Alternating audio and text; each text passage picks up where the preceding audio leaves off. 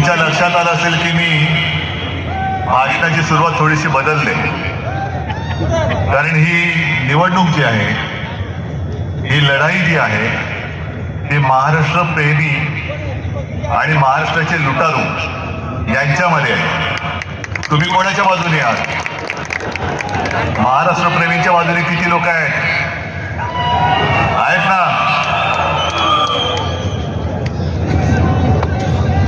लोकसभेच्या वेळेला आलो होतो, असं सगळं भरलं होतं, पण दुर्दैवाने पराभव झाला. कसा झाला, का झाला, याचं उत्तर हे कोणी द्यायचं आणि कोणाला द्यायचं?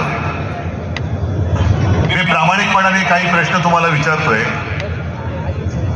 की जे सरकार माझ्या नेतृत्वाखाली 2.5 वर्ष महाराष्ट्रामध्ये होतं, त्याचा कारभार तुम्हाला आवडला नव्हता म्हणून लोकसभेत आपला पराभव झाला का? माझं नेतृत्व तुम्हाला मान्य नाहीये का? नसेल तर नाही सांगा. मी खुला कारभार आहे माझा. मला मोदी आणि शहा घरी नाही बसू शकत. ज्या दिवशी तुम्ही मला सांगाल की उद्धव आता बस झालं, घरी बस, त्यावेळेला मी क्षणार्धात घरी बसेन. पण जोपर्यंत तुम्ही मला सांगताय की उद्धवजी तुम्ही लढा, मग कोणी माझ्या वाटेमध्ये येऊ दे, मी तुमच्यासाठी प्राण गेला तरी 72 पॉईंट लढून जिंकून दाखवल्याशिवाय राहणार नाही. हे तुम्ही ठरवायचे. अनेक जण मला विचारतात की ही निवडणूक तुमच्या अस्तित्वाची आहे का? म्हटलं माझं अस्तित्व हे माझ्या मायबाप, माता भगिनी आणि जनतेच्या बांधवांच्या हातामध्ये. जे शिवसेना प्रमुखांनी मला सांगितलं आणि अनेकदा जाहीर सभेत ते बोलले की जोपर्यंत तुम्ही शिवसैनिक आहात तोपर्यंत मी शिवसेना प्रमुख आहे, असं बाळासाहेब सांगायचे. आणि हीच भावना माझी आहे, कारण आज माझ्या हातामध्ये काही नाहीये, तरी देखील तुम्ही मोठ्या संख्येने आलात, याबद्दल तुम्हाला खरंच मनापासून धन्यवाद देतोय. आणि मी काहीतरी तुम्हाला देऊ इच्छितोय. ती देण्याची ताकद ही जोपर्यंत तुम्ही माझ्या हातात देत नाही तोपर्यंत या सभेला काही अर्थ नाही. आज हे सगळे उमेदवार आपले आहेत महाविकास आघाडीचे. कोणाच्या हातामध्ये मशाल आहे,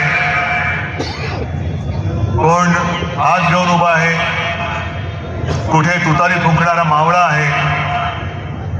आम्ही का लढतोय तर महाराष्ट्राचा स्वाभिमान आणि महाराष्ट्राची अस्मिता जी पायदळीत तुडवली जाते तिचं रक्षण करण्यासाठी म्हणून आम्ही लढतो आहोत.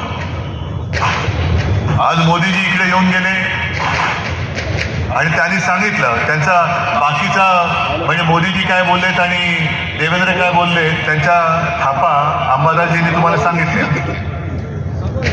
पण विशेष म्हणजे मोदी साहेब जे बोलले की या जिल्ह्याचं नाव छत्रपती संभाजीनगर केलं, हे मिंद्याचं कौतुक त्यांनी केलं.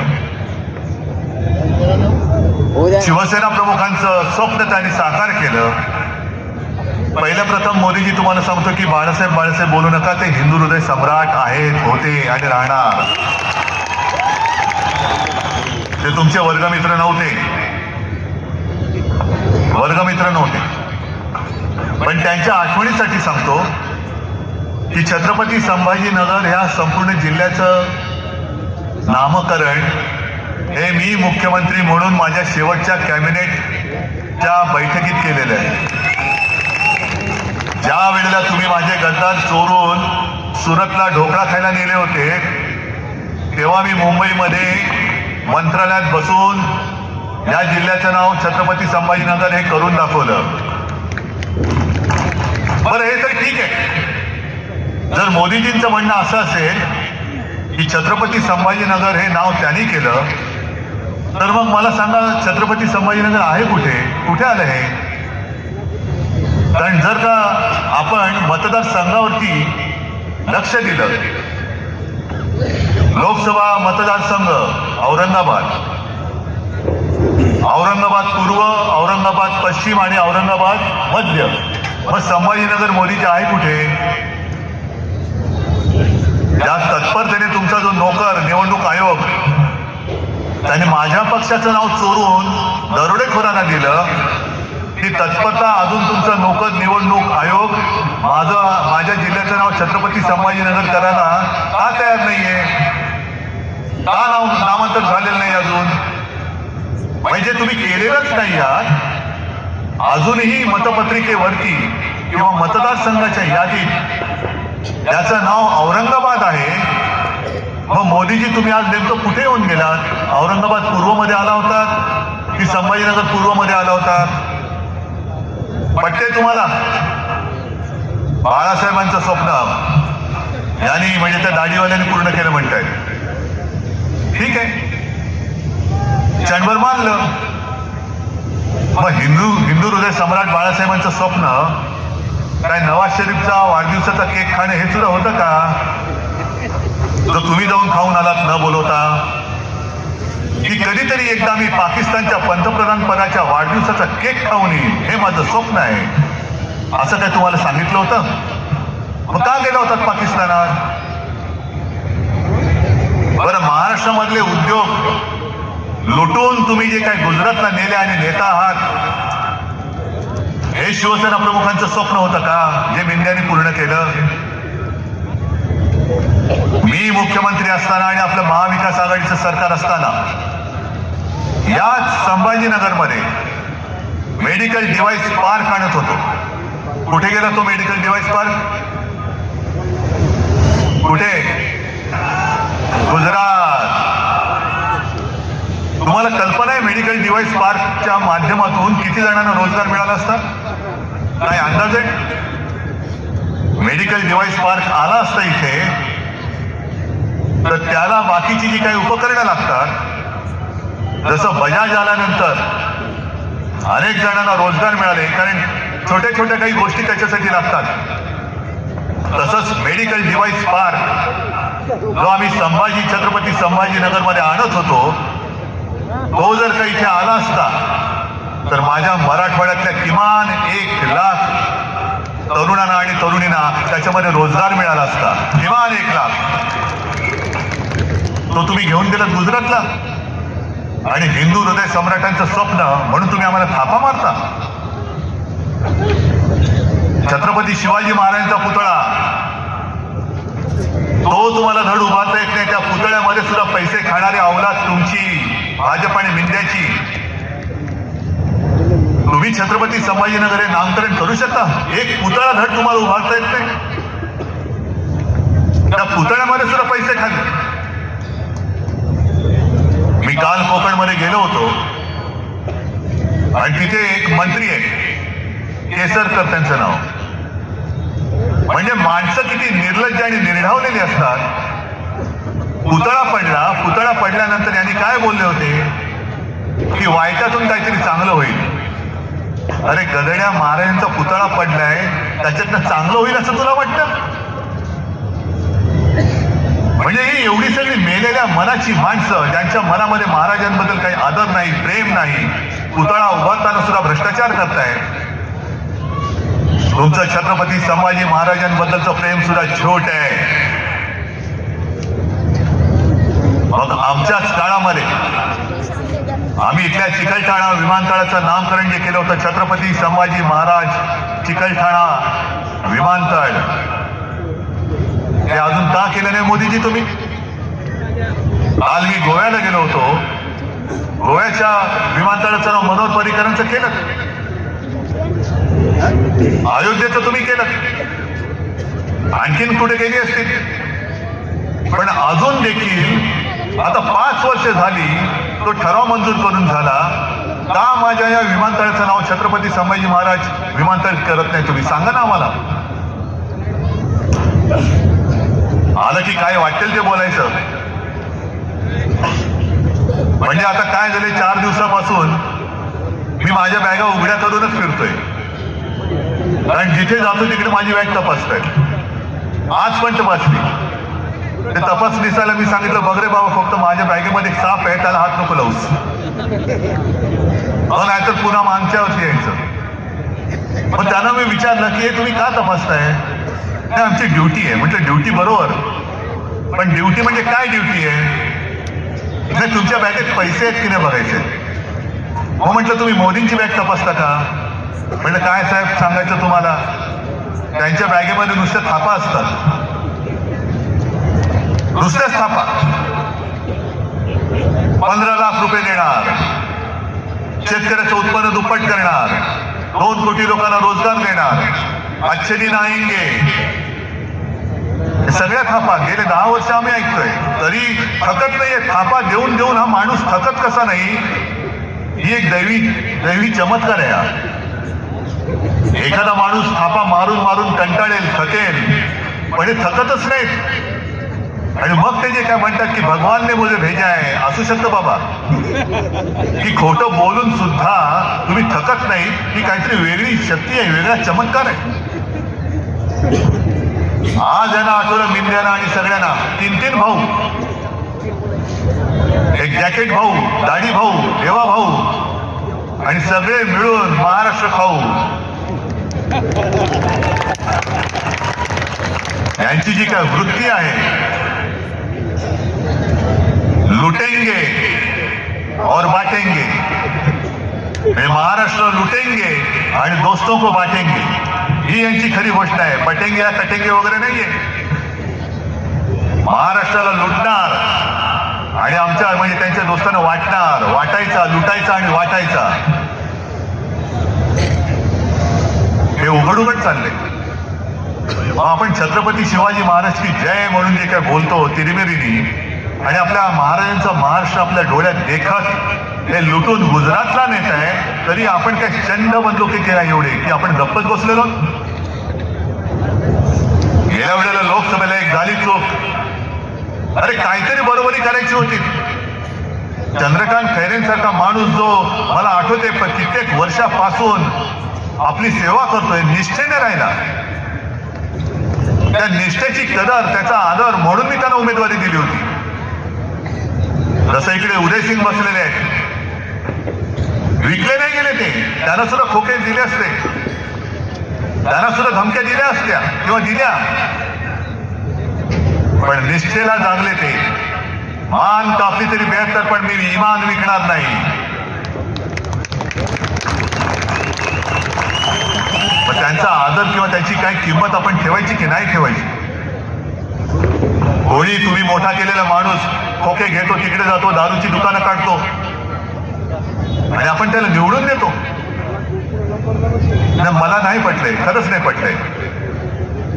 हे संभाजीनगर, हे छत्रपती संभाजीनगर शिवसेना प्रमुखांसुद्धा मला नाही वाटत हे पटलं असतं. पाठीमध्ये वार करणारी अवलाद, या शिवसेनेने यांना राजकीय जन्म दिला, यांना मंत्रिपद दिलं, आणखीन काय करायचं बाकी होतं? सगळं काही केलं तरी सुद्धा उलटे फिरून तुम्ही आईवरती वार करताय आणि त्याला जनता निवडून देते, हे मला पटूच शकत नाही.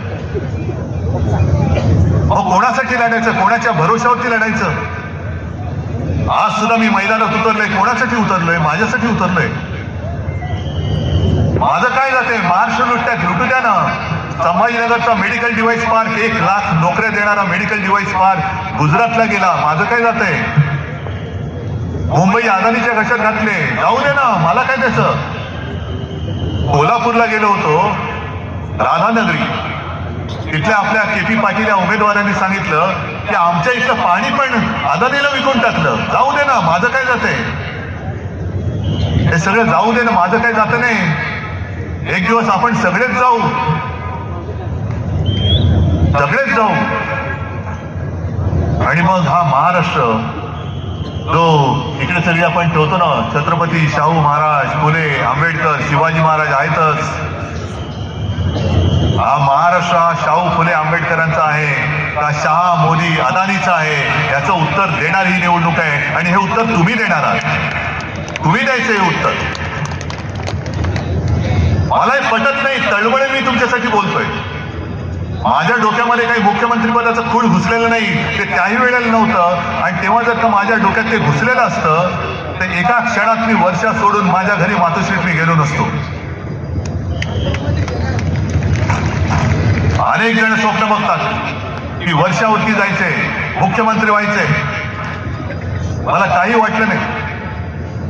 मला फक्त एवढंच वाटलं, वाईट वाटलं, जरूर वाटलं की शिवसेना प्रमुखाने मोठी केलेली माणसं, काही ना तर मीच मंत्री केलेलं, नाहीतर ते मंत्री पदाला सुद्धा कधी टेकलेच नसते, त्या खुर्चीत कधी बसले नसते, कधी खासदार झाले नसते, कधी आमदार झाले नसते. अशा लोकांना मी केवळ आणि केवळ शिवसेना प्रमुखांची जी पुण्याई माझ्या पाठीशी उभी आहे त्या जोरावरती आमदार, खासदार आणि मंत्री केलं. त्यांनी वार करावा माझ्यावरती,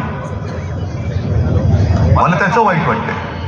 मुख्यमंत्रीपद हे सोडून द्या. आणि अशी माणसं माझ्यावरती अविश्वास दाखवत आहेत हेच मला पटलं नाही. आणि शत्रूने अविश्वास दाखवला तर मी समजू शकतो, पण माझ्याच माणसांनी, जी माझ्या बरोबर घरामध्ये येणारी आमच्या कुटुंबियांसारखी माणसं ही माझ्यावरती अविश्वास दाखवणार, नको. मला तुमच्या मनात मी नाहीये ना. मी सोडलं, वर्ष सोडून दिलं. आणि मला कोरोना झाला होता तरी देखील मी मातोश्रीवरती गेलो. काही फरक पडला नाही मला. उलट वर्षापेक्षा मला मातोश्रीमध्ये छान शांत झोप लागते, कारण माझं आहे ते माझ्या हक्काचं आहे. या मातोश्रीने यांना सगळं काही दिलं, त्या मातोश्रीमध्ये मी परत गेलो. मी माझ्यासाठी लढत नाहीये, मी तुमच्यासाठी लढतोय. अनेक गोष्टी मी या वचननामा घेऊनच फिरतोय. आणि त्याच्यावरती मी लिहिलंय, हे जे लिहिलंय हे असंच ठेवू का बदलू हे तुम्ही सांगायचं. मी या कव्हरवरती लिहिलंय कुटुंब प्रमुखाचं वचननामा. हे तुम्हाला मान्य आहे की नाही? कारण कोरोनाच्या काळामध्ये जे तुम्ही सहकार्य केलं म्हणून आणि म्हणून महाराष्ट्र वाचला. त्या सगळ्या काळामध्ये देशभरामध्ये आपला महाराष्ट्र कोरोना काळात जनतेची काळजी घेणारा नंबर 1 होता. मुख्यमंत्री म्हणून माझं नाव जरूर यायचं. जगात कौतुक झालं, पण हे कौतुक माझं नव्हतं, हे कौतुक तुमचं होतं. आणि जगाने कौतुक केलं, आणि जर माझ्या घरच्यांनी नाही केलं तर मला जगाचं कौतुक हे कवडी मोल आहे, मला घरच्यांचं कौतुक हे सोन्यापेक्षा जास्त भारी आहे माझं. आणि या वचननाम्यामध्ये मी जी काही वचनं दिलेत, पहिलं म्हणजे महाराष्ट्र हा माझा, आपला महाराष्ट्र हा स्वावलंबी महाराष्ट्र आणि सर्वोत्तम महाराष्ट्र करायचा आहे. मी जिथे जिथे जातोय तिथे तिथे शेतकरी त्रासलेत. सोयाबीनचा शेतकरी त्रासला आहे, कापूस पिकवणारा त्रासलेला आहे. सोयाबीनला भाव नाही, कापसाला भाव नाही, गद्दाराला भाव आहे 50 खोके, पण सोयाबीनला भाव नाही. मी मराठवाड्यातल्या, विदर्भातल्या आणि महाराष्ट्रातल्या सर्व सोयाबीन पिकवणाऱ्या शेतकऱ्यांना आज सांगतोय की अजिबात तुम्ही निराश होऊ नका, घाई गडबड करू नका. पडलेल्या भावामध्ये सोयाबीन विकू नका. आपलं सरकार येतंय, आपलं सरकार आणा. मी तुम्हाला हमी भाव देतो. जो त्यावेळेला 6,000 दिला होता त्याहीपेक्षा जास्त देण्याचं वचन मी तुम्हाला देतोय. पण तसं तरी काहीतरी सोयाबीन विकून टाकायचं. 3,000 विकतोय, 2,000 विकतोय. आपलं सरकार आल्यानंतर सगळे व्यापारी तुमच्याकडनं 3,000 घेतलेलं सोयाबीन हे सरकारला 6-7,000 विकतील. त्याच्यामुळे जरा थांबा, काही गडबड करू नका. पहिले सरकार आणा, मी घेतो हमी तुमची. आणायलाच लागेल तुम्हाला. आणि हे मी करून दाखवले. 2 लाखापर्यंत पीक कर्ज मुक्त मी केलं होतं की नव्हतं? आणि या गद्दार आणि गद्दारी करून सरकार पाडलं नसतं तर 5व्या वर्षी माझ्या मनामध्ये पुन्हा एकदा शेतकऱ्याला कर्जमुक्त करायचं नक्कीच होतं. मी करून दाखवलं असतं. ठीक आहे, पुन्हा आपलं सरकार येतंय. हे सरकार आल्यानंतर पुन्हा माझ्या शेतकऱ्याला मी कर्जमुक्त करून दाखवेन. आणि जेव्हा आपण फिरत असतो तेव्हा काही काही गोष्टी घडत असतात, त्या नुसत्या बघून किंवा ऐकून सोडून द्यायच्या नसतात. मी 1-2 महिन्यापूर्वी आलो होतो.